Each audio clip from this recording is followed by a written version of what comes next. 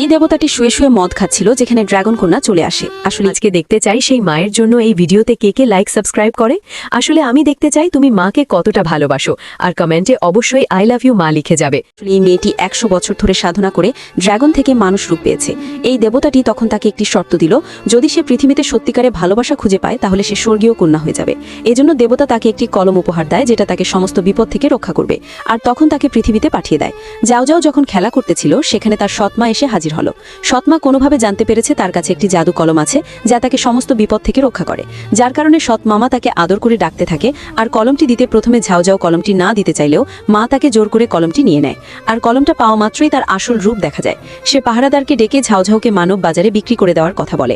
প্রহরী তাকে নিয়ে যাওয়ার সময় বলতে থাকে, মেয়েটি দেখতে ভালো আছে, বাজারে বিক্রি করলে অনেক টাকা পাওয়া যাবে।